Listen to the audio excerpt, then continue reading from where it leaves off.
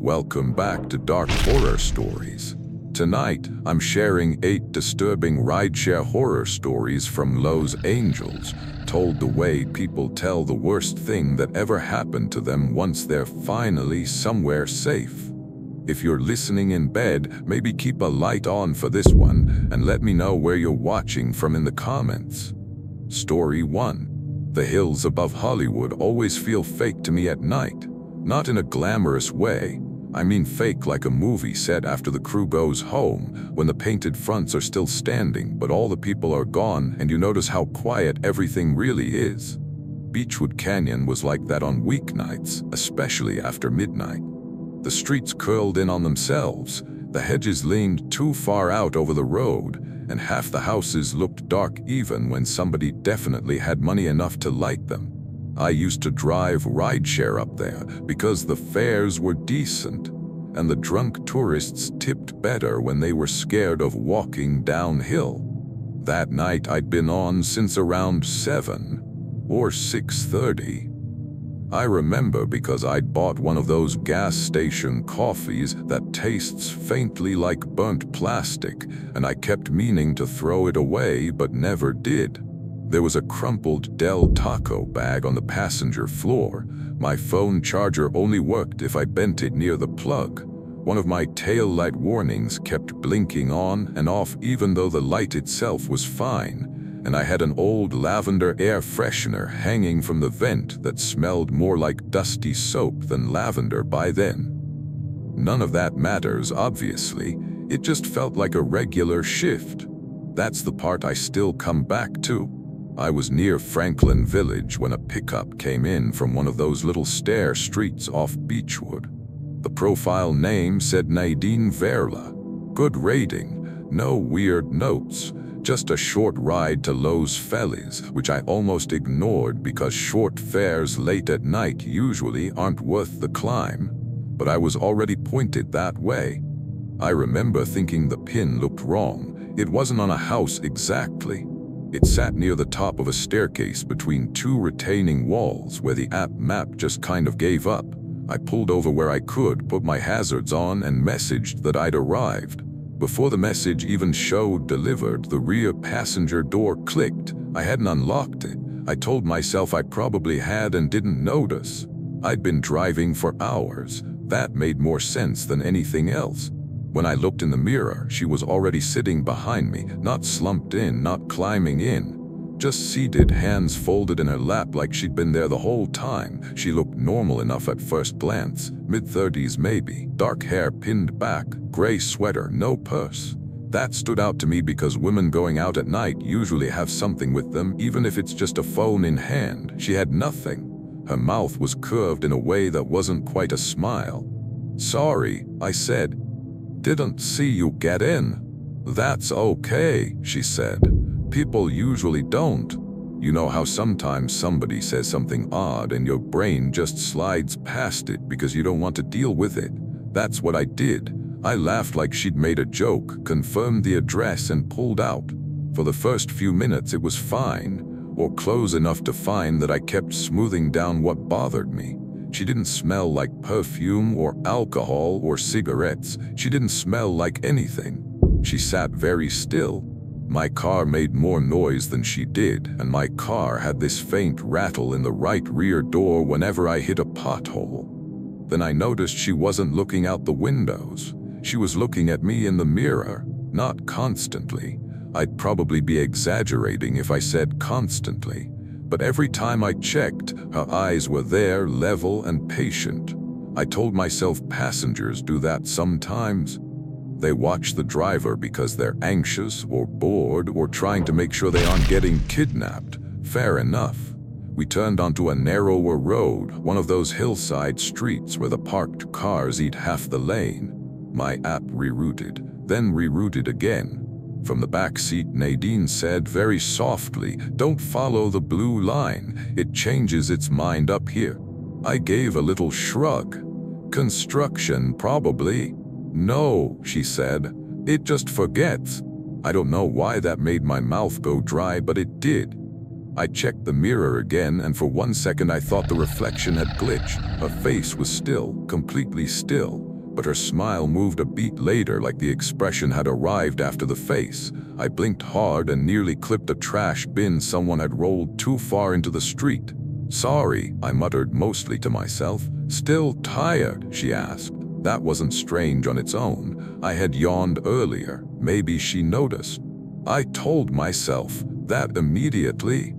The problem was I hadn't yawned since before I picked her up. A few blocks later, the temperature in the car dropped. I don't mean it got cool. I mean the air turned cold in that deep indoor way, like walking into a meat locker. My arms pebbled. I checked the AC. It was off. Probably the vent. Probably some weird canyon draft coming through a seal. That's what I thought. I even smacked the vent with 2 fingers like that was going to solve it. Then all 4 child locks clicked down, one after another. I heard them. I actually laughed again, only this time it sounded wrong in my own ears. "Great," I said. "Electrical issues?" From behind me, Nadine said, "I don't like when people get out before the road ends." There are sentences that only become frightening a second after you hear them. That was one. I looked in the mirror too fast. I wish I hadn't. Her lips were closed, but something pressed against them from the inside. Not teeth, not tongue. 5 separate little bulges, moving slowly from one corner of her mouth to the other, as if a hand was exploring behind her face trying to find a way out. I jerked the wheel. Tires scraped curb. When I looked back again, her mouth was normal. I started to tell myself I was seeing reflections from passing streetlights, shadows, fatigue, anything, but my heart had already gone fast and loose in my chest, and my fingertips felt numb on the steering wheel. "We're not going to Los Feliz," I said. She tilted her head. The movement was too smooth, like it happened on hidden hardware instead of a neck. "No," she said, "not if you keep driving." I don't remember deciding to head for a gas station. I just know there was one down on Franklin, bright enough to make everything around it look staged, and once I remembered it, I couldn't think about anything else. I needed light, people, cameras, stale coffee, whatever counted as normal. Behind me, she began tapping one fingernail against the window.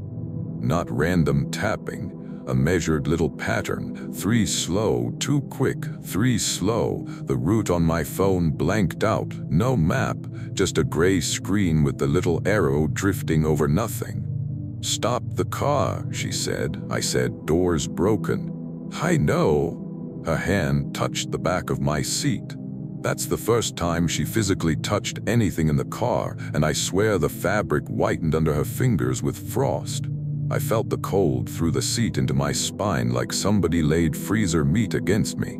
I hit the horn and took the next turn too fast. She didn't lurch. A normal person would have. She stayed perfectly upright while the whole car lined.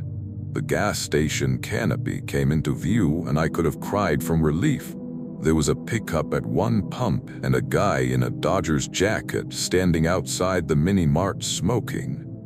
I slammed into the lot crooked, half over a yellow line, threw the car into park and went for my door. It opened fine. I stumbled out shouting something, I don't even know what, and ran toward the store. The guy in the jacket swore and stepped back because I must have looked insane. I remember turning once. Nadine was sitting exactly where I'd left her. Then she leaned forward between the seats, not climbing, not bracing herself, just extending too far until her face was level with the center console. The rear door never opened. She just wasn't there anymore after the next blink. No sound, no slam, nothing. I made the clerk come outside with me. Poor guy, Russell Pike, maybe 19, all acne and suspicion. He checked the back seat like he was humoring a lunatic. Empty. The only thing off was the inside of the rear windshield. There was a handprint in the condensation. From the inside, the fingers were too long, and there seemed to be one knuckle too many on each of them. I quit driving the hills after that. A week later, when I finally worked up the nerve to get my car detailed, the guy called me over. There were crescent-shaped dents pressed into the foam beneath the rear seat upholstery, like something with narrow fingertips had gripped from underneath and pulled itself upward. I sold the car 2 months later and didn't mention any of that. I still feel bad about that part. Sometimes, when navigation lags and the blue route redraws itself, I have to fight the urge to pull over and go home. Because I keep thinking about what she said, that the road ends. I drive those streets all the time and I still don't know what she meant. Story 2. Lax after midnight has its own kind of misery. Everybody's either irritated, exhausted, or weirdly fragile, and all of it smells like jet fuel, hand sanitizer, and old carpet. I'd just gotten back from Seattle for a work thing I should have refused in the first place. My carry-on wheel was bent, my left contact lens had started scratching hours earlier, I had half a bag of airport almonds jammed in my jacket pocket, my phone battery was at 11%, and I was still wearing a conference badge I kept forgetting to throw away. None of that felt ominous. It felt like Lowe's angels welcoming me home by being annoying. I booked a ride to my apartment in Woodland Hills. The driver listed on the app was Marisol Quintero, silver Prius, 5 stars, one of those clean profile photos where the person looks better rested than any real human being. The pickup zone was chaos, but I found the Prius easy enough because somebody had taped a tiny plastic hummingbird to the dashboard. Marisol was older than her profile picture, maybe by 10 years, but that didn't bother me. People keep old photos on apps. She had reading glasses low on her nose, and one of those knitted steering wheel covers that always feel slightly damp even when they are. "Long trip?" she asked. "Too long?" "Same," she said, though I hadn't asked. Her car smelled like vanilla and something underneath it, something mineral, wet dirt maybe. I told myself it was floor mats that hadn't dried right. We got out of the airport loop and onto the 405. Traffic was ugly but moving. My plan was simple: get home, take out my contacts, eat cereal standing up in the kitchen, sleep until my boss started texting. I was already halfway in that future. That's probably why the first weird thing didn't register. The navigation voice changed. Not volume, not wording. Voice. I don't mean Marisol turned on some celebrity pack or whatever. I mean the voice coming from her phone became my ex-girlfriend Dana Broom's voice so exactly that my whole body tightened before my brain caught up. "In 2 miles, it said, keep right." Dana had this flattened way of saying right, like she never fully closed the word. I stared at the phone mounted on Marisol's dash. She noticed. "You okay?" "Yeah," I said too fast. "Just tired. That voice pack." "What voice pack?" I didn't answer because I didn't know how to explain it without sounding concussed. Probably lack of sleep, I thought. Jet lag, memory crossing wires with sound. I even pinched the bridge of my nose and laughed at myself a little. The laughter died when the phone spoke again. "Owen," Dana's voice said, "don't take the freeway." Marisol's hands tightened on the wheel. "That wasn't the app," she said. A closure ahead forced us off before we could argue about it. Signs funneled cars into a dark detour I didn't recognize, and then somehow we were angling west instead of north. Marisol muttered that she knew a canyon route. I didn't love that, but at 1 in the morning you go along with things. You just want the ride to end. Topanga at night can feel beautiful if you're in the right mood. I was not. The road looked wet, though the forecast had been dry for days. The trees leaned in close. Every turnout seemed empty in a way that felt deliberate. We rounded a bend and Marisol sucked air through her teeth. "There," she whispered. At first I thought she meant an animal, a coyote maybe. Something pale was standing at the shoulder up ahead, too thin for the size of it. Then we came closer and I realized it wasn't standing. It was folded. That's the best word I have. Folded up on itself like a person crouching on a chair they couldn't quite fit in, knees lifted too high, arms wrapped around shins. Its skin, if it was skin, looked slick as creek stone. No clothes, no hair that I could see. It had its face turned toward the canyon wall. We passed it. I looked back. Nothing there. Mountain lion carcass, I said, because apparently my brain would rather invent nonsense than accept what's in front of it. Marisol didn't respond. A minute later, we hit another curve.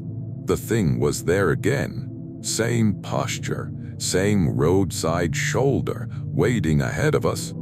That's when my stomach really started to go bad. Not fear exactly, not yet. More like the moment before getting sick, when your body seems to understand something your mind is still refusing. Marisol reached to turn the radio on. Static, then Dana's voice again, soft and close, as if she were sitting in the back seat. "You missed me," it said. I actually twisted around. Empty rear seat, my bent suitcase strap, a paper napkin on the floor. "Stop the car," I said. "Not here," Marisol said. "Not where it can come around." I said, "What is it?" She gave the tiniest shake of her head. "I don't know. I don't want to." That answer scared me more than if she'd gone full LA mystic on me. She wasn't dramatizing. She was refusing the thought. We rounded another turn and the Prius slowed on its own. I swear it did. Marisol's foot was on the gas. The engine whined. Speed dropped anyway. Something hit the roof, hard enough to buckle metal. We both screamed then, full body, involuntary. A wet handprint slid down the outside of my window. It moved with us. That's the part that still feels impossible, even in memory. We weren't stopped. We were doing maybe 35, maybe 40. And this handprint, long fingers, too many joints, dragged itself slowly downward across the glass as if something running beside the car had simply decided to rest its hand there. Then a face lowered onto the hood. Not dropped. Lowered, carefully. It was the same pale thing from the roadside, but now its limbs were unfolded wrong over the front of the car, elbows bending high, chin nearly touching the windshield. Its mouth was moving, forming words a beat before the phone spoke them in Dana's voice. "Keep right," the phone said. I think I shouted something useless. Marisol jerked the wheel and the Prius clipped brush at the road's edge. The thing on the hood didn't slip. It turned its head with impossible steadiness and looked directly at me through the glass. No eyes. Or maybe there were eyes and I couldn't bear to see them properly. What I remember is the mouth, narrow, colorless, opening sideways at the corners too far. The car fishtailed, gravel sprayed. Marisol yelled for me to get out if we stopped. We hit a patch of mud and the Prius lurched half sideways into a shallow ditch. Airbags didn't go off. The engine kept whining. The thing vanished from the hood. I didn't wait. I shoved the door open and threw myself into the brush. The hillside was steeper than it looked, and I went down hard, shoulder first, sliding through dead leaves and damp dirt until I slammed into the concrete lip of a drainage channel. Something moved above me in the dark. Fast, but not clumsy. Fast like it already knew the terrain. I crawled into the channel on hands and knees. My suitcase was gone. One shoe nearly came off. The concrete smelled like algae and pennies. Above me, Dana's voice called my name, then my mother's voice, then my own. I covered my mouth with both hands and stayed there so long my fingers cramped. At some point I heard Marisol's car engine scream, then fade, then nothing. Dawn, or close to it, finally thinned the black enough for me to move. I followed the channel downhill until it crossed under a road and found a man walking two dogs who looked at me the way you'd look at somebody emerging from a grave. He called 911. I know you said no procedural stuff, but nothing much came of that. They found Marisol's Prius maybe a mile away, nose deep in chaparral, empty. I got my suitcase back 3 days later because it turned up beside a road crew truck farther down the canyon. The piece I never explained was the hood of the Prius. Marisol let me see the photos before she sold the car. There were 5 muddy heel marks on the hood, as if something had balanced their barefoot facing the windshield the whole time. Heel marks only. No toes. Story 3. Koreatown is one of those places that never really decides what time it is. At 2 in the morning you can still buy soup, hear somebody arguing outside a karaoke bar, and sit at a red light next to a BMW with a busted bumper and a bus that smells like hot brakes. I liked driving there because the streets stayed alive. Alive is comforting when you spend enough nights alone in a car. That shift started boring, which I mean as a compliment. I'd spilled brown sugar from a boba cup into my center console. One of my fake nails had come loose, and I kept worrying it would snag my tights. I had a bag of sunflower seeds tucked beside the emergency brake. My audiobook kept losing its place every time a call came in, and my seat warmer on the driver's side only worked on the left half, so I always felt like I was being toasted unevenly. Just regular life. I was thinking more about whether to get dumplings before heading home than anything else. The pickup came from outside a club on Western. 3 women, destination Griffith Observatory. The app names were Lenora Fitch, Imani Sosa, and Whitney Hale under a group ride, though I only saw one name on my screen at the time. They piled in laughing, smelling like expensive perfume, spilled gin, and hairspray. One had silver heels in her hand. One was crying a little, but in the dramatic drunk way, not the devastated way. One asked if I had gum before the doors fully shut. They were so normal I relaxed immediately. Lenora sat front passenger. Imani and Whitney sat in the back. At least that's what I thought. We were barely moving when I heard a 4th seatbelt click. You know how some cars chime differently depending on where the buckle is? Mine didn't. It made the same small plastic snap every time. I heard it and glanced at the mirror, expecting maybe somebody had shifted bags or leaned across the seat. 3 passengers. Somebody sit on a buckle? I asked. Lenora laughed. Not me, babe.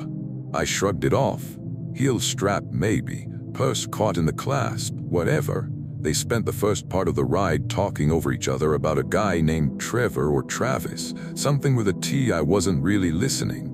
I remember Whitney kept tapping the back of my seat with the point of one fingernail when she talked, and Imani had one of those giant silver rings that clicks against glass when people gesture.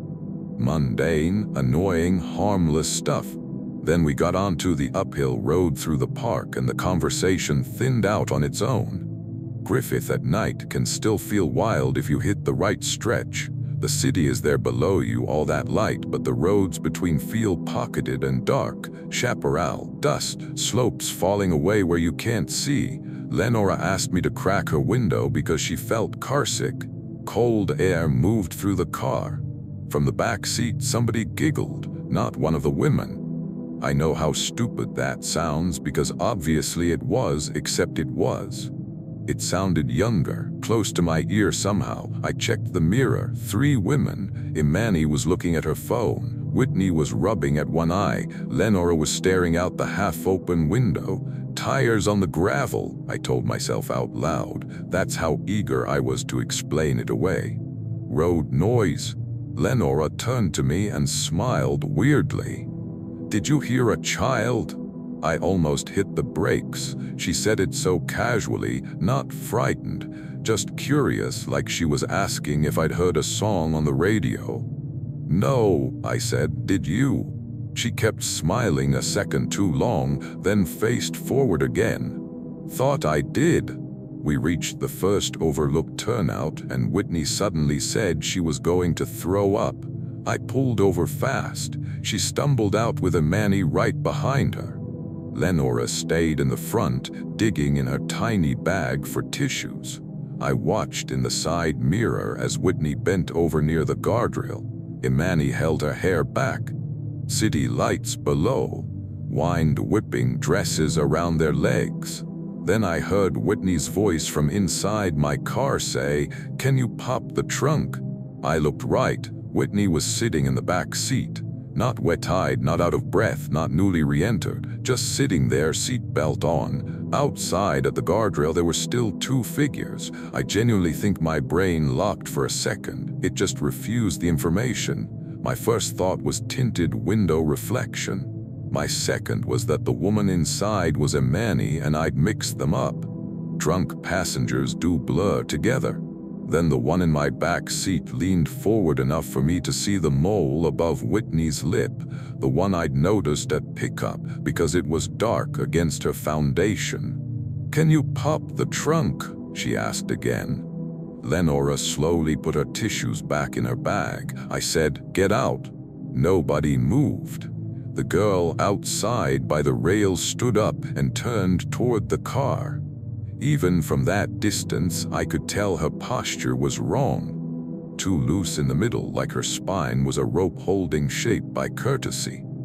Imani, at least I thought it was Imani, began laughing in the dark outside. The back seat clicked, another buckle fastening. When I looked in the mirror, there were now 3 faces in the back seat, all of them smiling. I threw the car into drive so hard my tires chirped. One of them, Whitney or the thing wearing her, said my name. I never told them my name. It was on the app, sure, but hearing it in that low, almost bored tone made something in my chest feel hollow. "Kiara," it said, "you left one out there." I accelerated toward the observatory lot because it was the only place nearby with enough lights to think straight.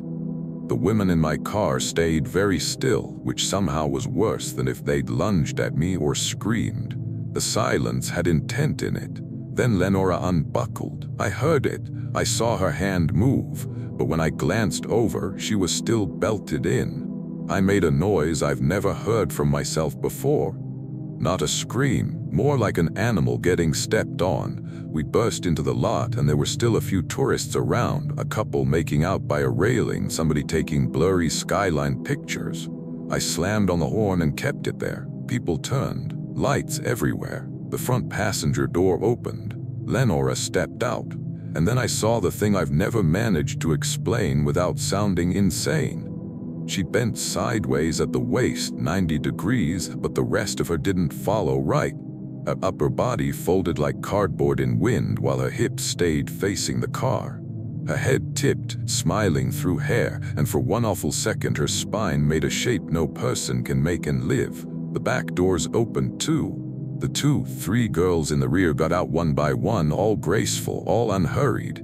One of them closed the door with both hands, almost politely. People were staring now, but not enough. Not the way I wanted. Nobody was reacting like the world had torn open in a parking lot.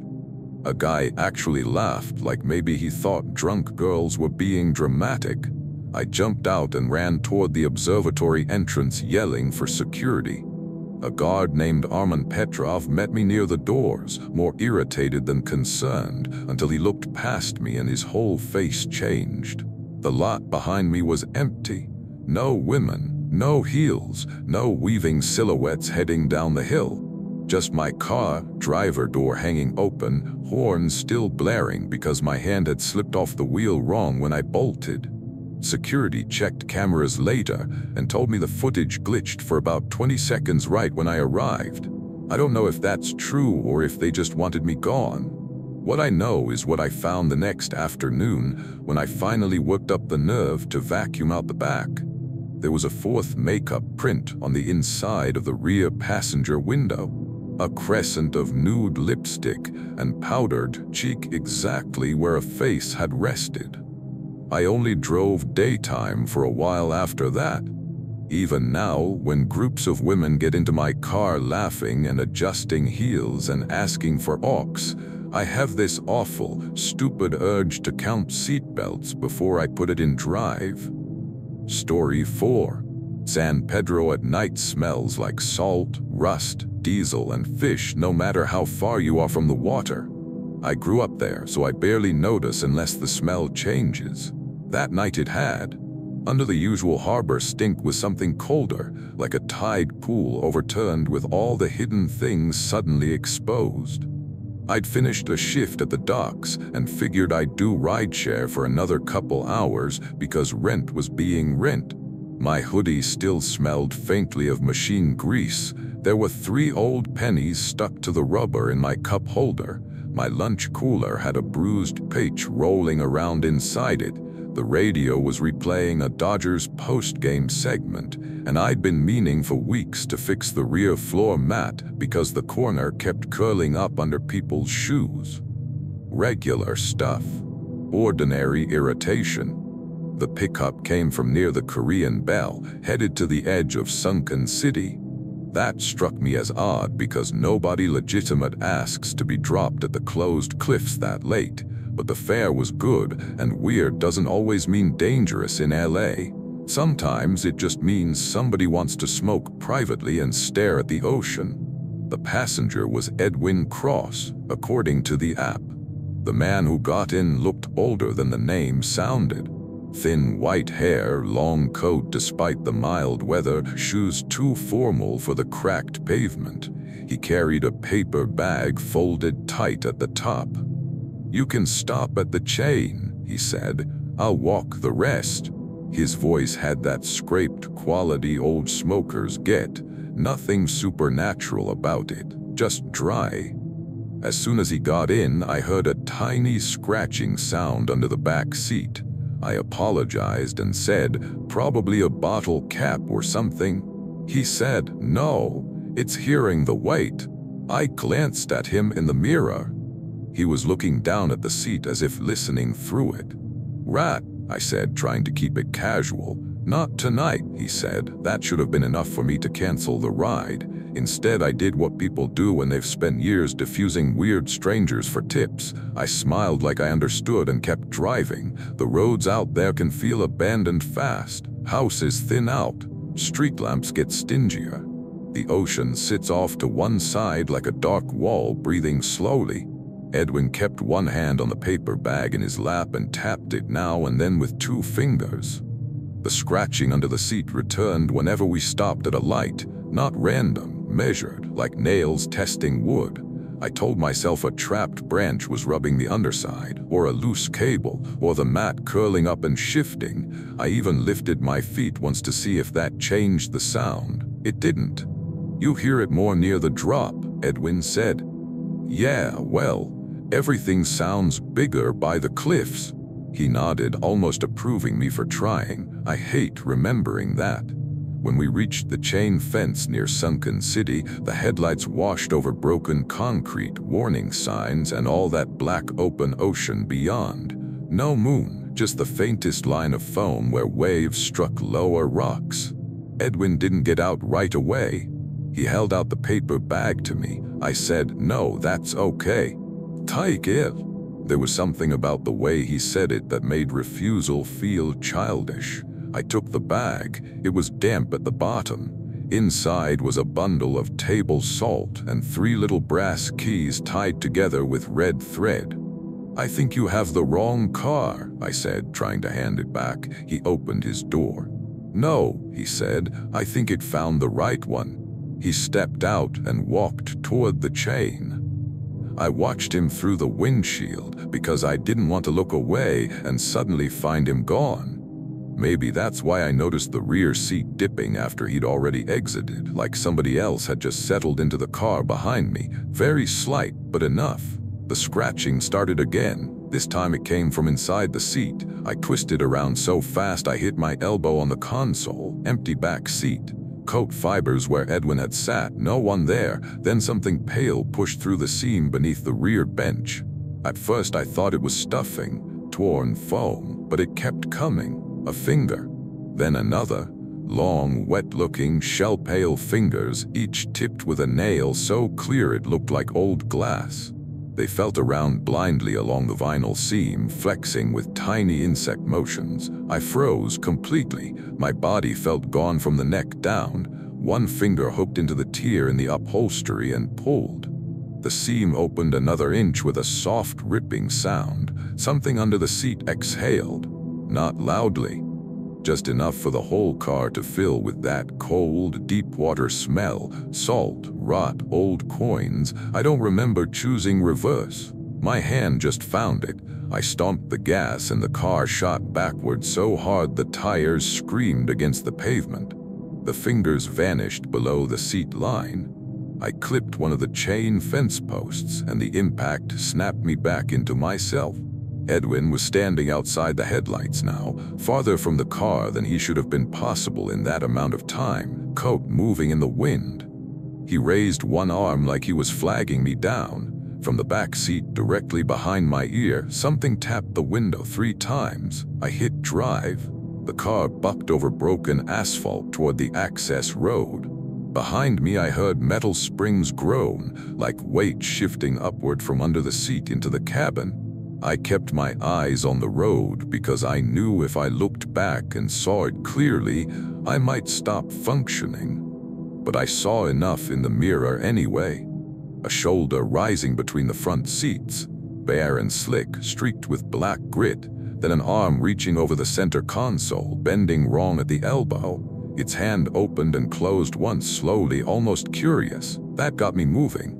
I don't think I've ever driven that fast through Pedro streets. I blasted through a yellow light, took a corner on 2 wheels. I'm exaggerating a little maybe, but not by much, and aimed for the port because floodlights there turn night into a bad afternoon. Trucks, gates, people, concrete, all the things that tell you the world is still the world. The thing in the back never grabbed me. That's part of what still bothers me. It didn't need to. It just kept rising, patient, like it had all the time in the world. I fishtailed into a loading area and nearly hit a stack of pallets. Workers came out yelling. I threw myself from the driver's seat before the car fully settled. Somebody thought I was having a breakdown. Maybe I was. When they checked the vehicle, nothing living was inside, but the rear bench had been split open from underneath. The seat springs were bent upward like fingers had threaded through them and pried.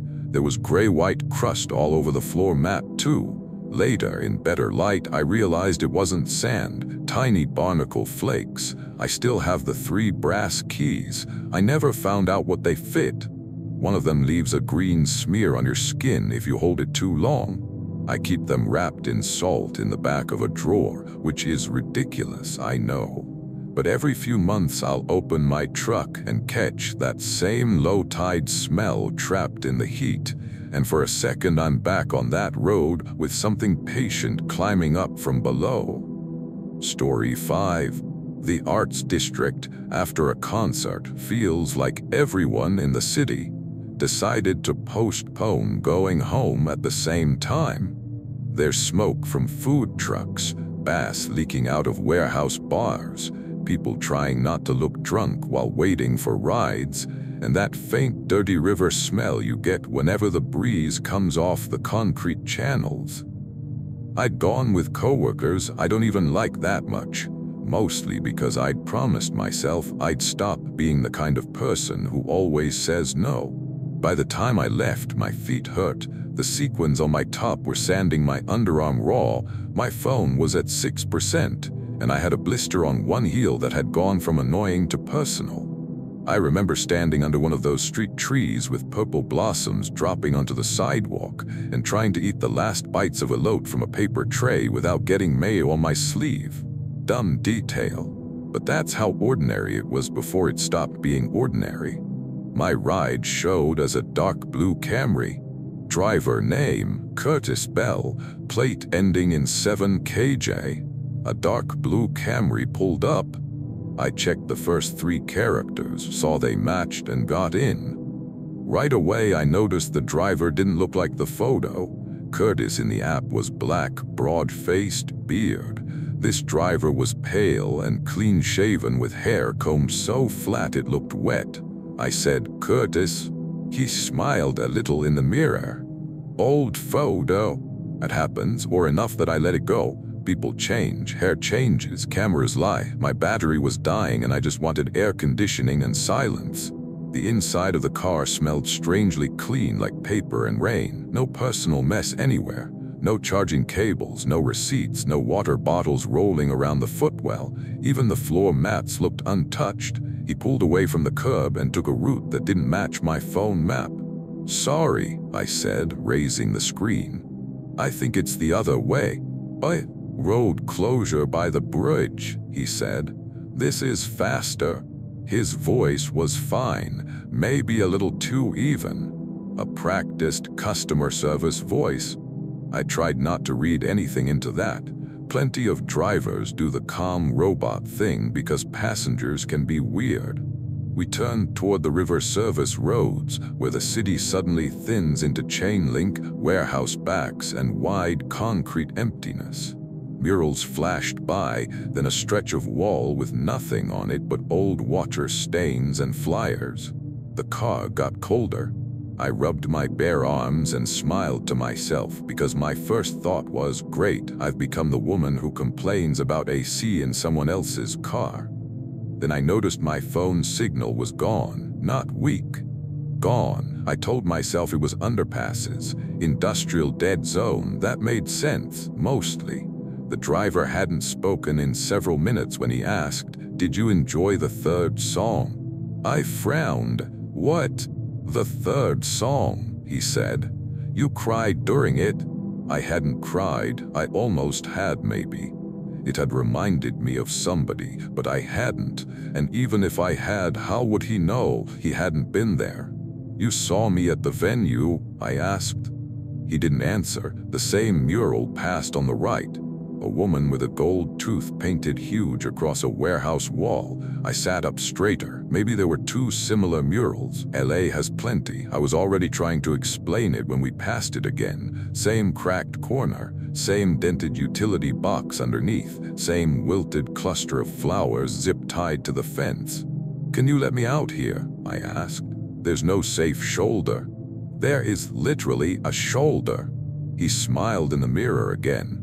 That's when I saw his profile clearly as he checked the side street. Where his ear should have been, there was only skin, not scar tissue, not hair covering it, just a smooth, thumbprint-shaped patch of pale skin, slightly darker in the center where something pulsed once beneath it. I made this horrible small sound and scooted back into the seat. He turned toward me, slowly, too slowly, like he wanted me to have time to see. His face was otherwise normal. That almost made it worse. A regular man's face with one regular feature simply missing, as if the world had forgotten to finish him. "I hear well enough," he said. I went for the door handle. "Locked. Child lock," he said. "People roll into traffic." The trunk thumped. I froze. A second thump, lighter this time, followed by what sounded unmistakably like fingertips drumming from inside the metal. "Spare tire," he said before I could speak. Then from the trunk, in my own voice, perfectly mine, came, "I think it's the other way." My scalp tightened so hard it hurt. I started to think I understood it, that somehow I'd gotten into the wrong car, that this was some setup, some trick, and then I realized I didn't. Nothing sensible fit. My thoughts just kept sliding off. Ahead I saw lights, not many. A late-night food stand tucked beneath an overpass, steam rising silver in flood lamps, a couple folding tables, people standing around in work boots and club clothes. It might as well have been a cathedral. I unbuckled as quietly as I could. The driver noticed anyway.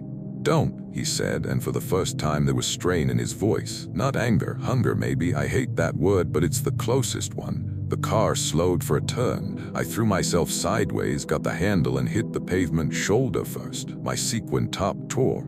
Skin came off my palm. I rolled under the stink of hot concrete and old river water, got to my feet, and ran toward the stand. Someone shouted.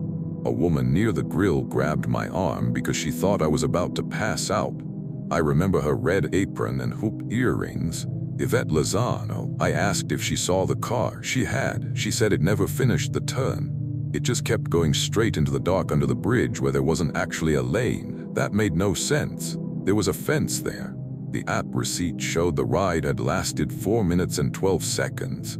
My phone photos from the concert said I'd been missing for just over 2 hours. I still have the dress I wore because I couldn't make myself throw it out. There's a diagonal band of gray river silt across the chest exactly where the seatbelt lay, as if dirt somehow gathered only beneath the strap while I was in that car. I don't use rideshares alone at night anymore, and I check the full plate now. Every number, every letter, every time. But even that doesn't feel like enough, because the worst part wasn't getting into the wrong car. It was how easily it looked right. Story 6. The roads above Pasadena changed after the fires. Even when they reopened, they didn't feel reopened. The guardrails looked scrubbed raw, the hills wore that scorched fuzz for months, and every breeze carried a leftover fireplace smell, whether anything was actively burning or not. I drove foothill rides late because airport runs and Mountain View rentals could stack well, and because I've always been better at being awake when other people are tired. I was wearing a knee brace under my jeans that night because I'd twisted something helping my sister move a dresser. I had dog hair from her beagle stuck to my backseat, a dented thermos of sweet coffee cooling in the cup holder, an old jazz station playing too softly to be useful, a registration paper sliding around in the glove box every time I braked, and an unopened pack of peanut butter crackers I'd bought and then decided I didn't want. That's what I remember before I remember him. The pickup came from near the last lit stretch before Angel's Crest really starts climbing. Name on the app, Sila's Brain. He was already standing at the turnout when I arrived, one hand on a walking stick. Small man, maybe 70, maybe 90, hard to tell with some people. He wore a dark suit under a soot-colored overcoat and carried no bag. "You're going up?" I asked through the cracked window. "As far as the closure," he said. That should have been my cue to decline. Nobody goes toward a closure at nearly midnight unless they have a bad reason, but he spoke like he belonged there and I'd driven stranger fares. The moment he got in, ash drifted out of the air vent and landed on my center console. I stared at it. The AC wasn't on. "Sorry," I said automatically, like my car had done something rude. Silas brushed a little dust from his sleeve. "It gets in," he said. I told myself it was leftover from the fire roads. My cabin filter probably needed replacing. End of story. Except the smell wasn't stale ash. It was fresh, wet charcoal and hot pennies, like something had just gone out. As we climbed, the traffic thinned to nothing. Switchbacks, burnt trunks, road reflectors blinking in the headlights. Silas sat with both hands folded over the walking stick between his knees. "You drove up here during the evacuations?" he asked. "No." "Smart." I laughed a little. "I just wasn't working then." He nodded. "Still smart." A few minutes later, I noticed ash on the passenger seat behind me. Not a lot, just enough to bother me. Gray dust gathered in the seam as if someone had carried it in on their clothes. I considered apologizing again, then stopped, because apologizing to a man who appeared to be made partly of soot felt stupid, even before I admitted that's what I was thinking. At a pullout overlooking one of the burned canyons, Silas said, "Slow down." I did. The road ahead looked wrong, not blocked, just dimmer somehow, as if the darkness there had more weight. My headlights passed over a deer carcass on the shoulder. At least I thought it was a deer. Then it lifted one arm, not a leg, an arm. I slammed the brakes and the shape rolled just out of the light, leaving only a scatter of blackened dirt. My heart was thudding up in my throat. I said, "Bear, could have been a bear." Silas looked straight ahead. "Could have been." We kept going. The ash on the passenger seat began to move, not blow, not shift with turns. It gathered itself into little prints. I know how that sounds. Tiny, powdery footprints no bigger than a child's thumbprint, appearing one after another across the seat cushion as if something invisible was walking through the soot. They crossed the armrest, reached the dashboard, and then continued straight up the windshield. That's the image I can't shake. A trail of ash footprints climbing the glass and keeping going onto the ceiling liner overhead. I made a noise and nearly swerved. "Eyes on the road," Silas said sharply. "You seeing this?" "Yes." That was worse than if he'd said no. "Then what the hell?" "Don't ask for names," he said. "Just keep moving." The road closure gate came into view around the next bend, silver and absolute in my headlights. Beyond it was Black Mountain and the faint skeletons of trees. Silas told me to stop there. I did, because by then I would have done anything that sounded like instructions. He opened his door. Cold air hit the cabin. For 1 second I thought I saw orange pinpricks through the fabric of his coat like embers showing through paper. Probably dashboard reflections. Probably, I need that word still. Before getting out, he leaned back in and said, "If it asks to be let out, don't answer in the mirror." Then he shut the door and walked toward the locked gate. I watched him in the headlights until he should have reached it. He didn't. He just kept walking, and the distance between him and the gate stopped making sense, like the road had unfolded under him without changing size. Something tapped on the glass beside my head, inside the car. I looked up before I could stop myself. In the rearview mirror, someone sat in the back seat, not Silas. Or maybe it had been him once and fire had kept the outline. The thing wore his shape, the way burned paper keeps the shape of a page.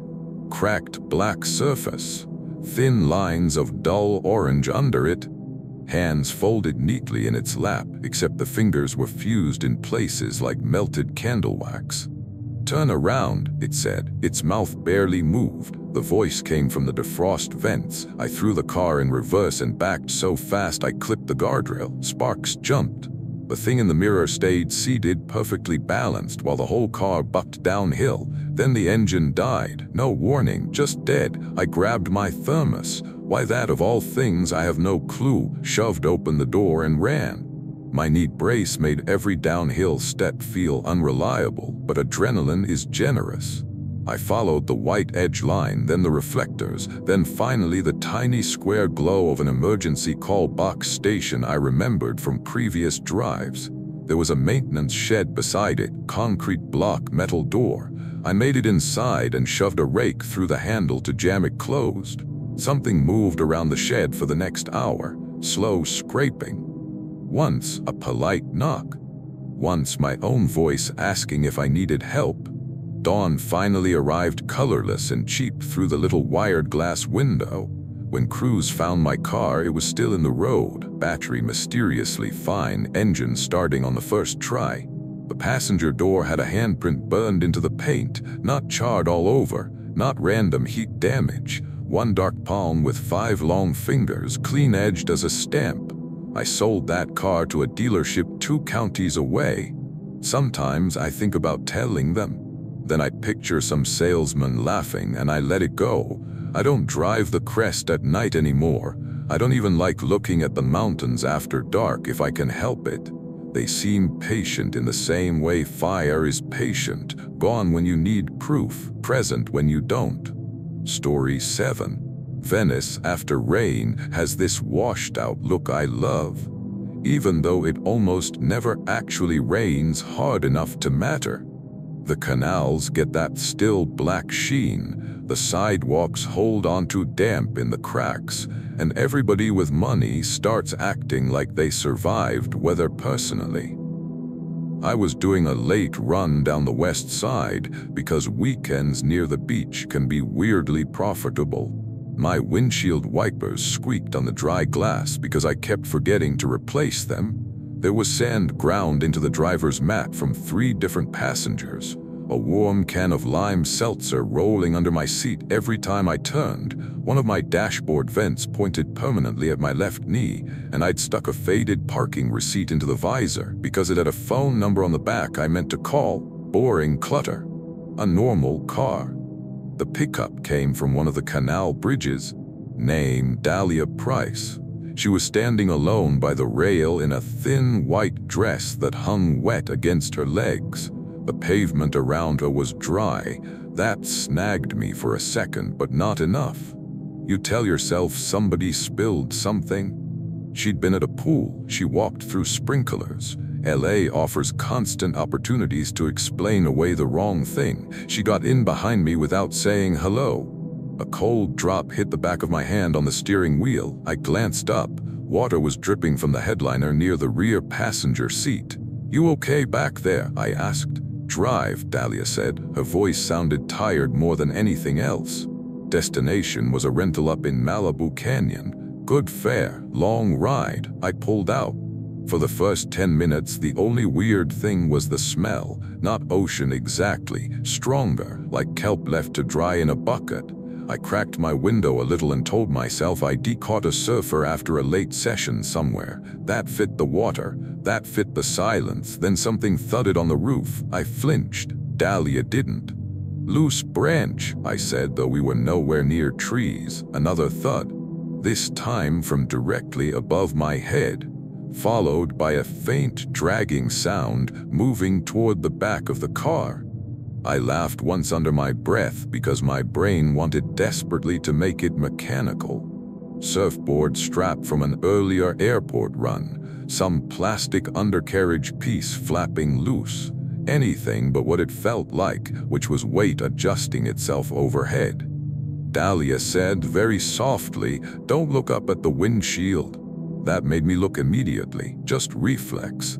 Nothing there, headlights, PCH ribboning ahead, occasional palms, dark houses hiding behind walls. I told myself she was messing with me, some beach goth performance thing. I get weird passengers, it happens. Then water began threading down the inside of the windshield from the top edge. Not outside, inside. 8 separate wet lines formed in pairs, close enough together to suggest fingertips dragging slowly downward through the glass fog. My hands locked on the wheel. "Did you do that?" I asked, because there was truly nothing else to say. Dahlia let out a sound that might have been a laugh and might have been a sob. "It likes rides." I almost pulled over right then, but we were on a narrow, dark stretch with no shoulder and traffic behind us moving too fast. I told myself condensation can run weirdly. I told myself the car wash I'd gone through 3 days earlier maybe left moisture trapped somewhere ridiculous. I told myself every lie available. The roof dented inward with a loud metal pop above the rear seat. Dahlia whispered, "Too slow." I checked the mirror. The back seat was empty. I swear it had only been maybe 2 seconds since she spoke. There was no door chime, no stop, no opening, just empty upholstery glistening with a dark damp patch where she'd been sitting. Something slid across the roof toward the windshield. This next image is the one I wish most I could forget. A face came down upside down over the glass from above, hair hanging in wet cords threaded with what looked like tiny shell fragments. The forehead pressed flat to the windshield first, then the nose, then a mouth opening sideways wider and wider as it searched for the seam where glass met roof. No eyes, or eyes hidden under filmed-over lids. The skin was the gray-brown of something that had soaked too long. I hit the brakes and the horn together. Cars behind me swerved around with furious blasts. The face remained on the glass for one impossible second more, then peeled upward out of sight, leaving a fan of water and long crescent smears. I shot off at the next turn into a hotel access road I barely registered until I saw the sign, "Underground parking, low clearance." I don't know if strategy is the right word for what I did. Panic with a steering wheel maybe. But I aimed for the garage entrance because it was low, concrete, lit, and full of angles.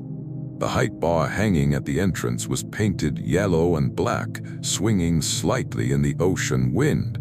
As I accelerated toward it, something slammed both hands onto the windshield from above. This time I saw them clearly. Long fingers, knuckles too many, nails like translucent hooks. They were on the outside, but the wet handprints bloomed on the inside as well, mirroring them exactly. I ducked by instinct and drove straight under the clearance bar. The bar hit the roof with a crack that shook the car top to bottom. Something shrieked above me, not loud, but thin and furious, like metal singing under strain. I kept going down the concrete ramp into the garage, tires squealing, fluorescent lights turning everything sickly white. When I finally braked near the valet booth, I was alone. The valet, a guy named Milo Detmer, came out cursing because he thought I'd hit something. Then he saw the roof. 4 parallel dents ran from the top of the windshield halfway back, deep enough to crease the metal. Wrapped neatly around my antenna was a rope of black kelp tied in a knot so tight it took 2 people to cut it off. There was seawater dripping from the inside of the windshield seals for the rest of the night, even though no window had been cracked except mine and only by an inch. I never saw Dahlia Price again.